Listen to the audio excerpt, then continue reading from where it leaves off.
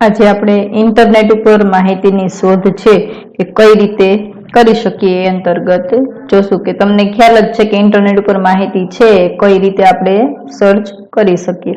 કે ઇન્ટરનેટ ઉપર જરૂરી માહિતી સરળતાથી મળી શકે છે। આ માહિતી શોધવા માટે પ્રક્રિયાના સોપાનો કે આપણે ગૂગલ આપણે જે પણ માહિતી છે ઇન્ટરનેટ ઉપર સર્ચ કરવા માંગીએ છીએ તો કયા એક પછી એક કઈ રીતે એના સોપાનો છે કયા એના જે સ્ટેપ છે ફોલો થઈ શકે કે એમાં સૌપ્રથમ આપણે ફર્સ્ટ સ્ટેપ આપેલું છે કે બ્રાઉઝરની પસંદગી કે તે સૌપ્રથમ છે કે તમે ઇન્ટરનેટ પર એન્ટર થયા પછી કોઈ પણ ઇન્ટરનેટ બ્રાઉઝર ખોલવું કે કોઈ પણ બ્રાઉઝર છે જેમ કે ફાયરફોક્સ છે એ આપણે ખોલીએ છીએ આકૃતિ 4.1 માં તમને ઇન્ટરનેટ બ્રાઉઝર ફાયરફોક્સ નો હોમ પેજ ખુલશે કે આવી રીતે ફાયરફોક્સ ને તમે સિલેક્ટ કરશો એટલે આવી રીતે તમારું જે હોમ પેજ છે એ ખુલશે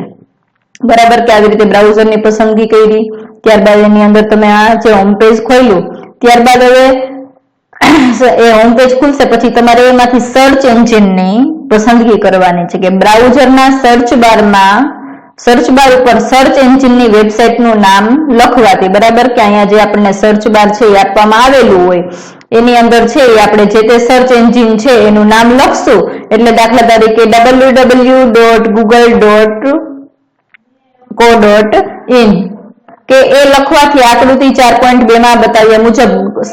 ગૂગલ સર્ચ એન્જિનનું ઇન્ડિયાનું હોમ પેજ ખુલશે કે આવી રીતે ફાયરફોક્સ ના જે બ્રાઉઝર છે એમાંથી આપણને અહીંયા સર્ચ બાર છે એની અંદર આવી રીતે લખવાથી આપણને ગૂગલ નું જે સર્ચ બાર છે એ ખુલશે કે એનું હોમ પેજ ખુલશે હવે ત્યારબાદ તો કે જરૂરી માહિતી સર્ચ બારમાં એન્ટર કરવી હવે ગૂગલ જે સર્ચ બાર આપણું ખુલી ગયું તો હવે આપણે શું સર્ચ કરવા માંગીએ છીએ કે ધોરણ 12 પછી શું અથવા તો આપણે કોમર્સ ની અંદર કયા સબ્જેક્ટ છે એ સિલેક્ટ કરવા માંગીએ છીએ આગળ જતા એ સબ્જેક્ટ આપણને ક્યાં કામ લાગશે આમ આ સર્ચ એન્જિન ના હોમ પેજ ના સર્ચ બારમાં તમે જે વિષયની માહિતીની આવશ્યકતા હોય તે માહિતી સર્ચ ટેક્સ્ટ બોક્સમાં એન્ટર કરવી કે આ જે સર્ચ એન્જિન નું હોમ પેજ ખુલ્યું બરાબર હવે આપણે શેર એટલે કે જે લાયન વિશેની માહિતી છે એ મેળવવા માંગીએ છીએ કે એક્ઝામ્પલ ફોર લાયન વિશેની માહિતી લાયન ટાઈપ કરવું કે આવી રીતે આપણે લાયન ટાઈપ કરશું અને તેમ કરવાથી આકૃતિમાં 4.3 મુજબ કે આવી રીતે આપણે લાયન લખશું ત્યાં જ નીચે છે આવી રીતે આકૃતિ છે આપણને દેખાવા લાગશે હવે જોઈએ આગળનું સ્ટેપ કે વેબસાઇટ પસંદ કરવી કે આકૃતિ 4.3 માં દર્શાવેલ પેજના સર્ચ બટન ઉપર ક્લિક કરવાથી લાયન વિશે માહિતી કે અહીંયા આપણને તમને જે આપી હોય એમાંથી તમે કઈ માહિતી છે એ સર્ચ કરવા માંગો છો આમાં ગમે ત્યાં તમે ક્લિક કરશો એટલે માહિતી છે એ વેબસાઇટની યાદી છે આખી ખુલશે કે અહીંયા જે ઘણી બધી વેબસાઇટો એમાંથી આખી યાદી ખુલશે ત્યારબાદ લાયન વિશે વેબસાઇટની યાદીમાંથી યોગ્ય વેબસાઇટ ઉપર ક્લિક કરવાથી હવે આપણને ઘણી બધી આગળના ચોથા સોપાનમાં જોયું કે ઘણી બધી જે વેબસાઇટ આપેલી હતી એમાંથી તમે યોગ્ય તમને ઈચ્છા અનુસારની વેબસાઇટ ઉપર ક્લિક કરવાથી જે તે વેબસાઇટ ખુલશે અને વેબસાઇટ ઉપર ઉપલબ્ધ કે આવી રીતે જે પણ સિંહના જે પિક્ચર્સ હશે જે પણ માહિતી ડિટેલ્સ તમારે જોતી હશે એ માહિતી તમને ઉપલબ્ધ થશે કે આવી રીતે આપણે જે ઇન્ટરનેટનો ઉપયોગ છે તો એવી રીતે કરી શકાય હવે ત્યારબાદ આપણે જોવાનું છે ઈ કોમર્સ એટલે શું કે ઈ કોમર્સ એટલે કે ઇલેક્ટ્રોનિક કોમર્સ જેમાં ઇલેક્ટ્રોનિક ઉપકરણો કે આપણે જે લેપટોપ મોબાઈલ કોમ્પ્યુટર પામટોપ જે યુઝ કરીએ છીએ તો ઇલેક્ટ્રોનિક ઉપકરણો તેમજ માધ્યમોના ઉપયોગ વડે બરાબર કે આપણે જે ઇન્ટરનેટના માધ્યમથી એના ઉપયોગ વડે કરવામાં આવતો વેપાર કે આપણે છે ઈ કોમર્સ એટલે વેપાર ઉપરાંત કોમર્સ ની અંદર કે વેપાર ને વાણિજ્ય એનો જ સમાવેશ થાય તો આની અંદર જો આપણે વેપાર કરીએ છીએ ઓનલાઈન ઇલેક્ટ્રોનિક ઉપકરણોની મદદથી ઓનલાઈન અને એ પણ ઘરે બેઠા કામ માધ્યમ કહ્યું તો કે ઓનલાઈન આપણે શોપિંગ કરીએ છીએ પ્રત્યક્ષ રીતે અથવા તો વેપારી અથવા તો કોઈ ગ્રાહક છે કોન્ટેક્ટમાં આવતા નથી આ ઈ કોમર્સમાં વેપારી પ્રક્રિયાઓ જેવી કે ખરીદ વેચાણ વિજ્ઞાપન અન્ય ઉત્પાદનો સાથે સરખામણી કે આ ઈ કોમર્સની અંદર છે એ વેપારની પ્રક્રિયામાં તમે પરચેસ કરી શકો છો સેલિંગ કરી શકો છો તમે એડવર્ટાઇઝમેન્ટ પણ કરી શકો છો મેન્યુફેક્ચરિંગ સાથે તમારી કમ્પેરિઝન પછી તમારા જે નાણાં છે એની ફેરબદલી અને ઇલેક્ટ્રોનિક ઉપકરણો વડે થાય છે કે આ માટે ઇન્ટરનેટ કમ્પ્યુટર નેટવર્ક અને ઈમેલની સેવા કે આ માટે તમારી પાસે છે ઇન્ટરનેટનું નેટવર્ક હોવું જોઈએ બરાબર, કે તમારી કોમ્પ્યુટરની અંદર છે એનું ઇન્ટરનેટ કનેક્શન હોવું જોઈએ, ઈમેલની સેવા તમે મેળવી શકો, મોકલી શકો, બેંક ક્રેડિટ કાર્ડ, બરાબર, કે ક્રેડિટ કાર્ડ દ્વારા, ડેબિટ કાર્ડ દ્વારા તમે જે શોપિંગ છે એ કરી શકો. ઘણી વખત તમારું જે સેલિંગ માલ હોય તો ઘણી વખત રિટર્ન થાય તો આપણે છે એને ડેબિટ કરી અને પાછા નાણાંની ચૂકવણી કરવી. આવી રીતે ક્રેડિટ કાર્ડ, ડેબિટ કાર્ડ જેવા માધ્યમો છે એનો ઉપયોગ કરવામાં આવે છે. ઈ કોમર્સને કારણે ધંધાકીય એકમો દ્વારા ખરીદ વેચાણ, માલની ડિલિવરી તથા નાણાંની ચૂકવણી જેવા કાર્યો કેવા સરળ બન્યા છે. કે જે ઈ કોમર્સ છે એને કારણે જે ધંધાકીય એકમો દ્વારા ખરીદી વેચાણ, માલની હોમ ડિલિવરી અથવા તો મની પેમેન્ટ જેવા જે કાર્યો છે એ ખૂબ જ સરળ બન્યા છે અને પરિણામે વસ્તુઓનો ઉત્પાદન ખર્ચ અને પરિણામે જે તે ચીજ વસ્તુ છે એનું ઉત્પાદન ખર્ચ, વેચાણ વિતરણ ખર્ચ પણ ઓછા થયા છે. કે ગ્રાહકોને ખરીદી કરવામાં લાગતો સમય અને ખર્ચમાં ઘટાડો, કે ગ્રાહકોને જે ખરીદી કરવા પ્રત્યક્ષ રીતે જે તે સ્થળે જવું પડતો, બરાબર, કે એનો જે સમય છે એ બચે છે અને એનો જે ખર્ચ છે એમાં ઘટાડો થાય છે. આવી રીતે ઈ કોમર્સના ઘણા બધા બેનિફિટ્સ છે. કે ઈ કોમર્સને કારણે પરંપરાગત વ્યવસાયની પદ્ધતિઓની તુલનામાં ખરીદ વેચાણની સમગ્ર પ્રક્રિયા ખૂબ જ સરળ. કે જૂની જે પદ્ધતિ હતી કે તમારે કોઈ પણ ચીજ વસ્તુ છે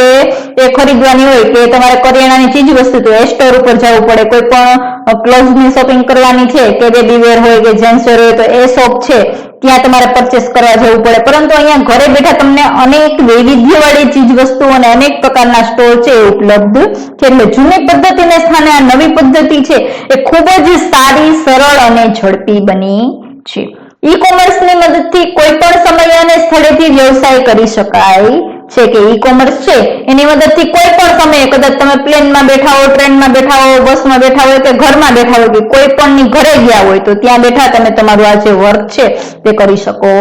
છો. કે ઇન્ટરનેટના કારણે બજાર પ્રક્રિયા, વહેંચણી, ફોન, ટપાલ, છાપકામ જેવી અનેક પ્રવૃત્તિઓના ખર્ચમાં શું થયો? ઘટાડો. કે ઇન્ટરનેટને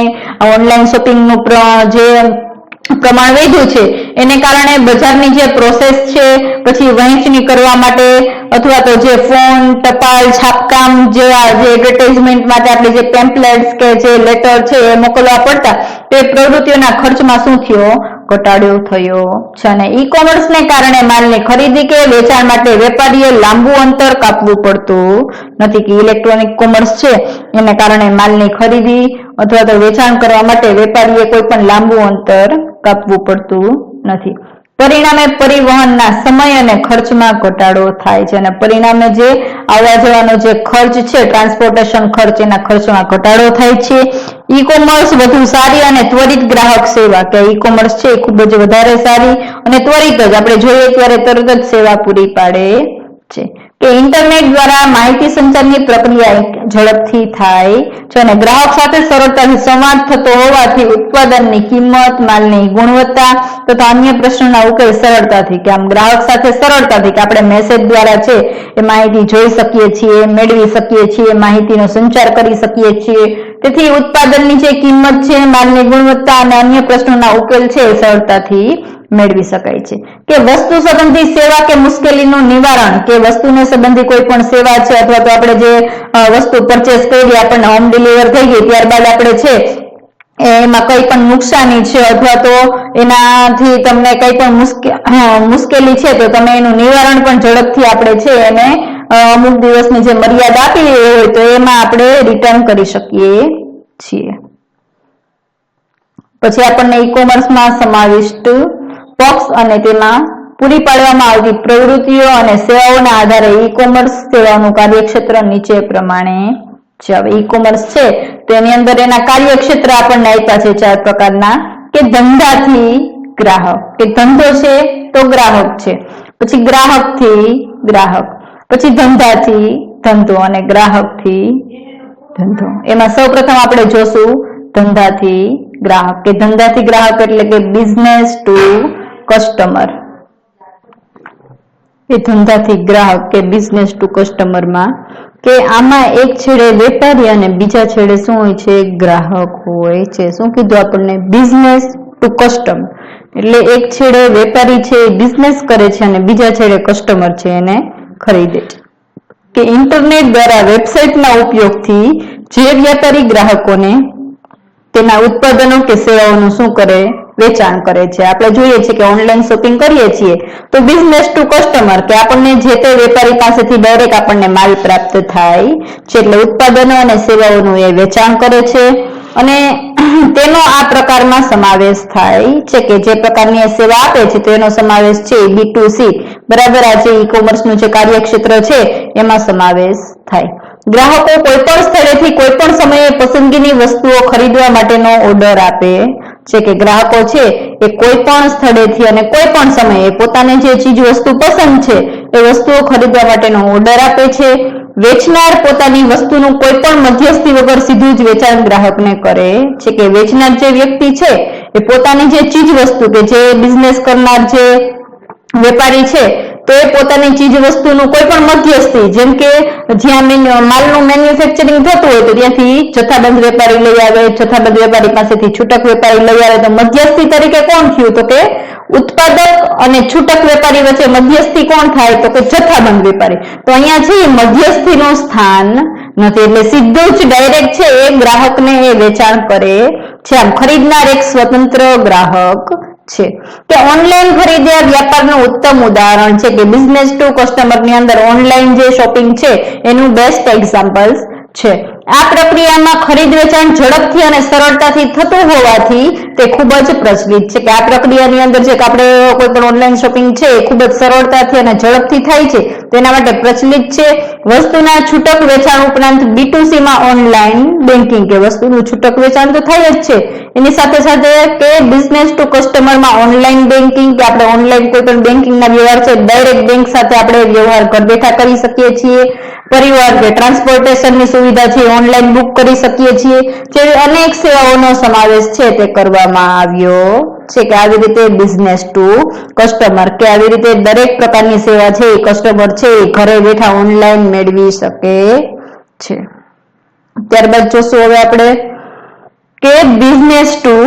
બિઝનેસ, કે બિઝનેસ ટુ બિઝનેસ એટલે કે ધંધાથી ધંધો કે બીજું કાર્યક્ષેત્ર, કે આ પ્રકારમાં સામેલ બંને પક્ષો ધંધાદારી એકમો કે વ્યવસાયી હોય છે. કે આ પ્રકારની અંદર જે બંને પક્ષો છે એ ધંધાદારી એકમો કે વ્યવસાયી હોય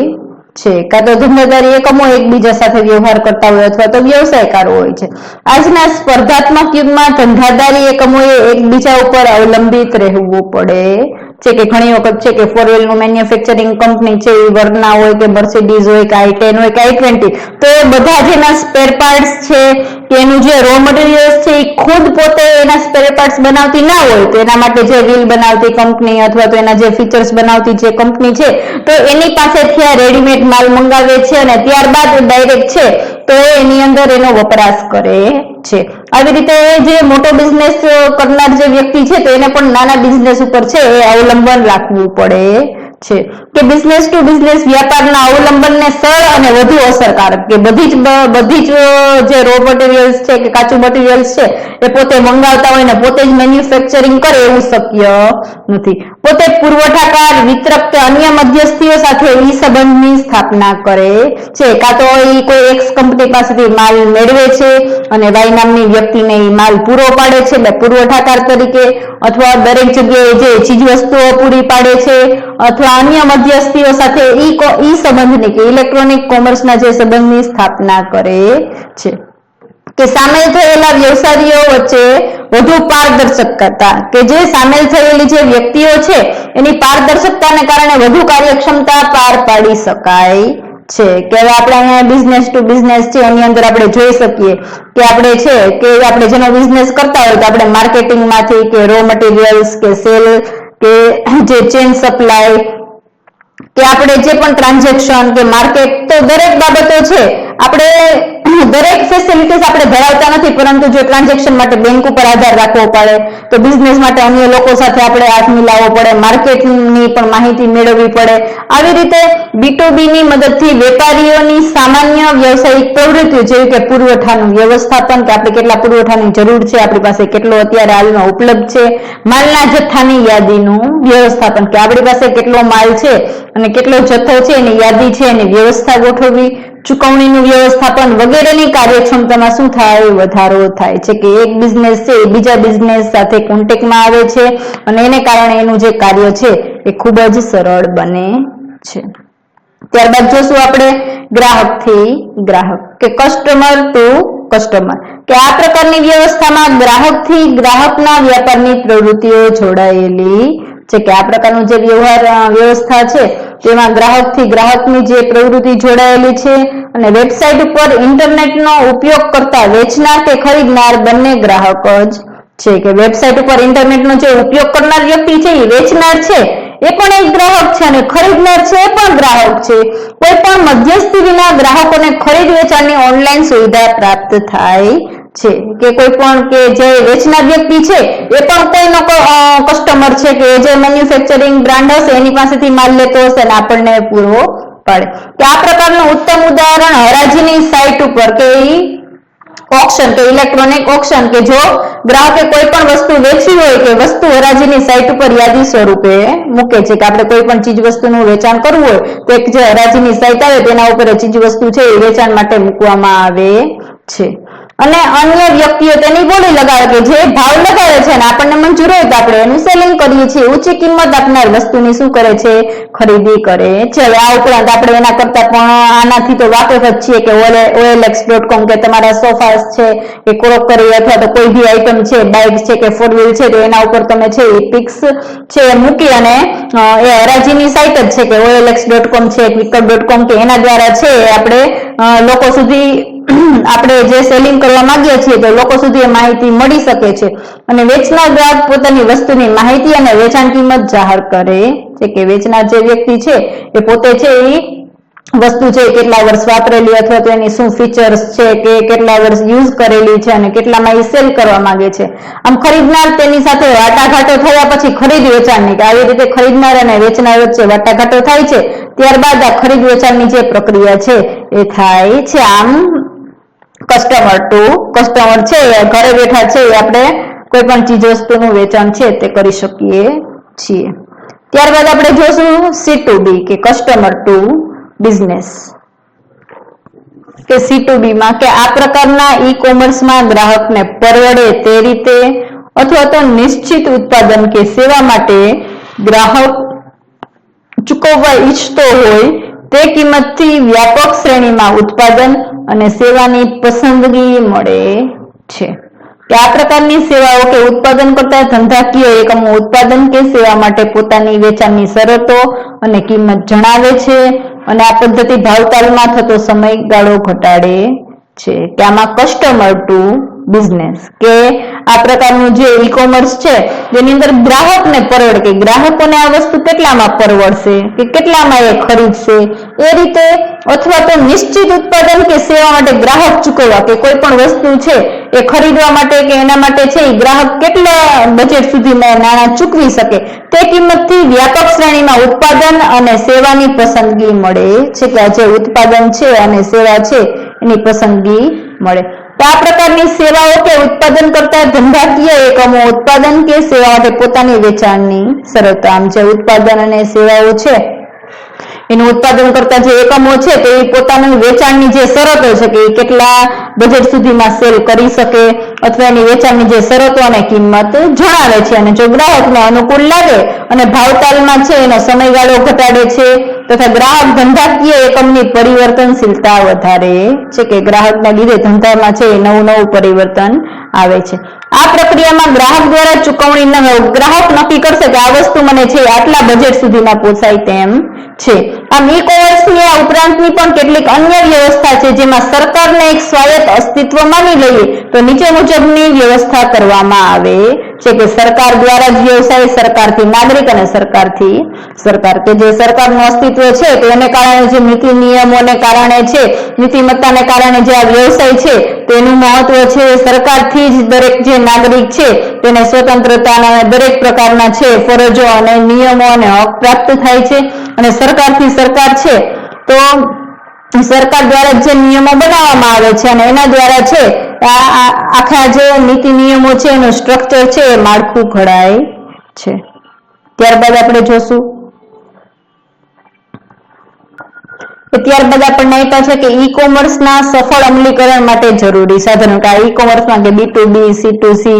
બરાબર, કે આ જે આપણને ઈ કોમર્સમાં જે કાર્યક્ષેત્ર આપ્યા તેના સફળ અમલીકરણ માટે આપણે કયા કયા જરૂરી સાધનો છે તે